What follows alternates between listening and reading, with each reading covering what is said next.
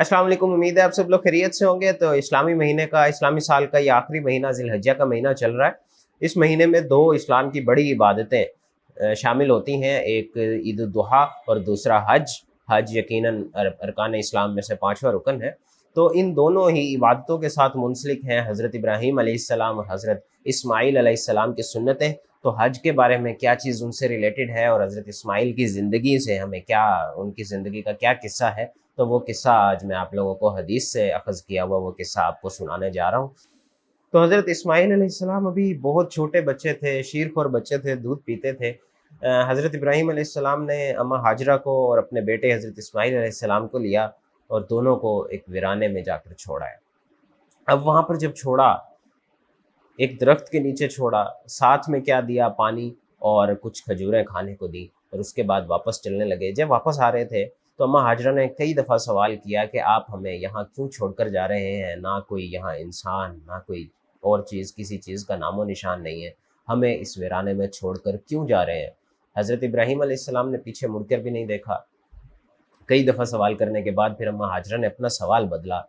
उन्होंने पूछा कि क्या ये अल्लाह का हुक्म है? तो हज़रत इब्राहीम अलैहिस्सलाम ने जवाब दिया, हाँ, ये अल्लाह का हुक्म है, और फिर चल दिए। अम्मा हाजरा ने जब ये सुना कि ये अल्लाह का हुक्म है, तो अम्मा हाजरा ने कहा, अगर ये अल्लाह का हुक्म है तो अल्लाह हमें यहाँ हलाक नहीं करेगा। और इसके बाद हज़रत इब्राहीम अलैहिस्सलाम वहाँ से आँखों से ओझल हो गए और फिर जिस जगह पर आज खाना काबा मौजूद है, वहाँ पर उन्होंने दुआ की कि ऐ अल्लाह, आज मैं तेरे हवाले कर आया हूँ, इनकी हिफाजत फरमाना। मुकम्मल दुआ सूरह इब्राहीम में मौजूद है। तो अम्मा हाजरा की खुराक वो खजूरें और वो पानी था जो हज़रत इब्राहीम अलैहिस्सलाम उनको देकर गए थे दरख्त के नीचे छोड़ के जाते वक्त। वो उससे खाती थीं, वही पीती थीं और हज़रत इस्माईल अलैहिस्सलाम को दूध पिलाती जाती थीं। और वक्त वो पहुंचा कि वो खुराक, वो पानी ख़त्म हो गया, यकीनन दूध भी ख़त्म हो गया। तो बच्चा तड़पने लगा। माँ से ये तड़प देखी ना गई और माँ बच्चे से ज़रा दूर हुई और पानी की तलाश करने लगी।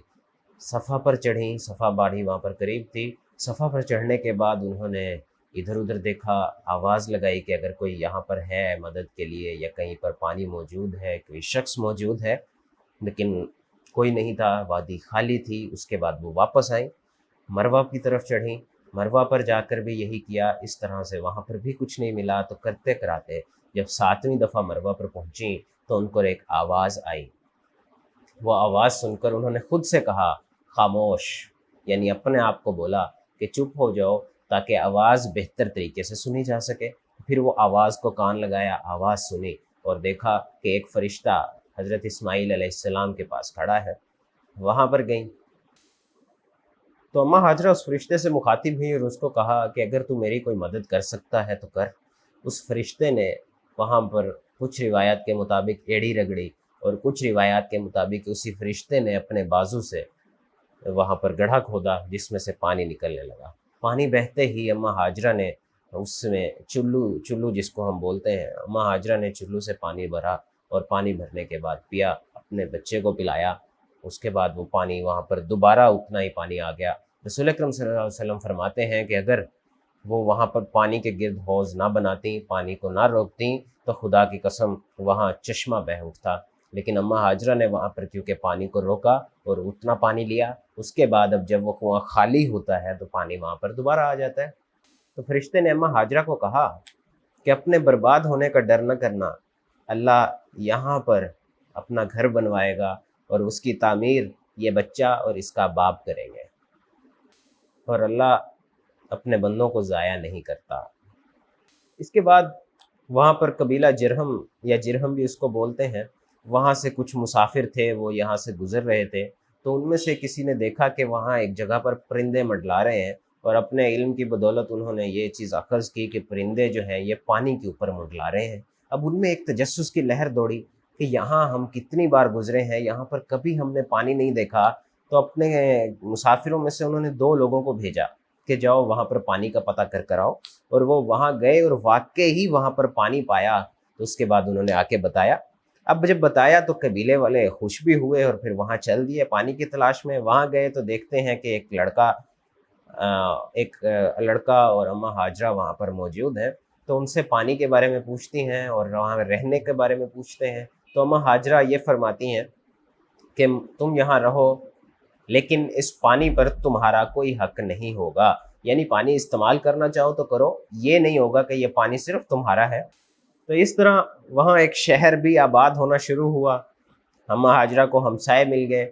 حضرت اسماعیل علیہ السلام بڑے ہوتے گئے اور وہ اتنے خوبصورت تھے کہ پورا علاقہ ان کو دیکھتا تھا، ان کی تعریف کرتا تھا، اور پھر علاقے والوں نے ان کی شادی کر دی، اور شادی کے بعد وہ رہنے لگے، اور اس کے بعد اماں ہاجرہ انتقال کر گئیں۔ پھر حضرت ابراہیم علیہ السلام وہاں پر اپنے بیٹے کو اور اپنی بیوی کو دیکھنے کے لیے آئے۔ جب وہاں آئے، گھر میں پہنچے، تو پتہ چلا کہ حضرت اسماعیل علیہ السلام گھر میں موجود نہیں ہیں۔ ان کی بیوی سے ملاقات ہوئی، بیوی سے حال چال پوچھا، اور بیوی نے تنگ دستی کا گلہ کیا، حالانکہ بیوی کو یہ معلوم نہیں تھا کہ یہ شخص کون ہے۔ تو حضرت ابراہیم علیہ السلام نے ان کے لیے ایک وصیت چھوڑی کہ ان کو میرا سلام دینا اور ان کو کہنا کہ یہ چوکھٹ بدل دیں۔ جب حضرت اسماعیل علیہ السلام گھر آئے تو ان کو ایک عجیب سی انسیت محسوس ہوئی، تو انہوں نے پوچھا کہ کیا یہاں پر کوئی شخص آیا تھا؟ تو حضرت اسماعیل علیہ السلام نے پوچھا کہ کیا گھر پر آج کوئی شخص آیا تھا؟ تو انہوں نے فرمایا ہاں، ایک بزرگ آئے تھے۔ تو انہوں نے پورا قصہ بیان فرمایا۔ اس کے بعد کہا کہ کیا وہ کوئی وصیت بھی کر گئے تھے؟ تو انہوں نے کہا جی، آپ کو سلام دے رہے تھے اور فرما رہے تھے کہ چوکھٹ بدل لو۔ حضرت اسماعیل علیہ السلام نے بیوی کو بتایا کہ وہ میرے والد تھے اور وہ مجھے یہ نصیحت کر گئے ہیں کہ میں تمہیں چھوڑ دوں۔ تو اس طرح انہوں نے اپنی اس بیوی کو طلاق دی۔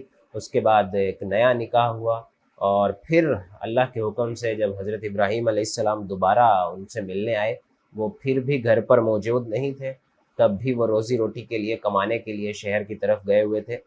تب حضرت ابراہیم علیہ السلام نے ان کی بیوی سے پھر پوچھا، نئی بیوی ہیں یہاں پر اب، کہ حالات گھر کے کیسے ہیں، حضرت اسماعیل علیہ السلام کے ساتھ کیسا رہن سہن ہو رہا ہے؟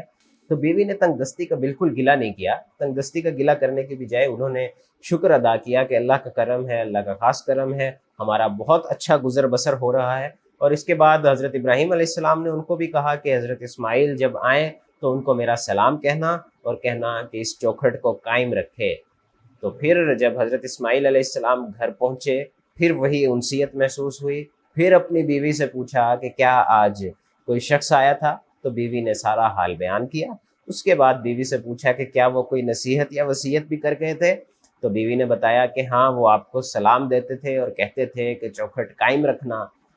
تو حضرت اسماعیل علیہ السلام نے اب اپنی اس بیوی کو بتایا کہ وہ میرے والد ابراہیم تھے، اور وہ مجھے یہ نصیحت کر گئے ہیں کہ میں تمہارے ساتھ تمہارا خیال رکھوں، یعنی تمہاری چوکھٹ کو، تمہیں اپنے ساتھ رکھوں، اور وہ ہنسی خوشی ایک اور زندگی بسر ہونے لگی۔ اور پھر اللہ کے حکم سے حضرت ابراہیم علیہ السلام ایک دفعہ دوبارہ حضرت اسماعیل علیہ السلام سے ملنے آئے، اور اس دفعہ حضرت اسماعیل علیہ السلام ایک درخت کے نیچے بیٹھے اپنے تیر کے ساتھ، اپنے تیر بنا رہے تھے۔ تو حضرت ابراہیم علیہ السلام نے حضرت اسماعیل علیہ السلام کو جب دیکھا، اور حضرت اسماعیل نے حضرت ابراہیم کو دیکھا، تو جس طرح باپ بیٹا ملتے ہیں، ان دونوں نے اتنی محبت سے، اتنے تپاک سے ایک دوسرے کو گلے لگایا۔ اور اس کے بعد حضرت ابراہیم علیہ السلام نے حضرت اسماعیل کو کہا کہ مجھے اللہ نے حکم دیا ہے، کیا تم میری اس حکم میں مدد کرو گے؟ حضرت اسماعیل علیہ السلام نے کہا کہ میں ضرور اس حکم کے لیے آپ کی مدد کروں گا۔ حکم کیا ہے؟ حکم ہے اللہ کا گھر تعمیر کرنا، اللہ کا گھر تعمیر کرنا۔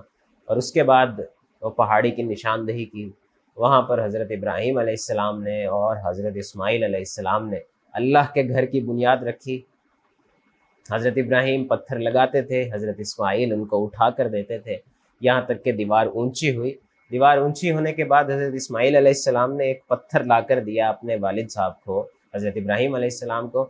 حضرت ابراہیم علیہ السلام اس کے اوپر کھڑے ہوتے تھے، اور اس پتھر پر کھڑے ہو کر باقی پتھر لگاتے جاتے تھے، اور یوں کعبۃ اللہ کی تعمیر ہوتی گئی۔ اور ساتھ میں دعا کرتے تھے، ربنا تقبل منا انک انت السمیع العلیم۔ سورہ بقرہ میں یہ دعا بھی موجود ہے۔ تو اس سارے میں حج کی کتنی ساری سنتیں ہیں۔ خانہ کعبہ کی تعمیر ہوئی، اس کا طواف، اماں ہاجرہ کا صفا اور مروہ کے درمیان دوڑنا، اور وہ ابھی حج کا، عمرے کا بھی ایک رکن بن گیا، صحیح۔ اور اسی طرح حضرت اسماعیل علیہ السلام کا قربانی کے لیے پیش ہونا، حضرت ابراہیم علیہ السلام کو اللہ کے حکم ملنے پر، تو یہ قربانی، یہ بھی حج کا ایک رکن بن گیا ہوا ہے۔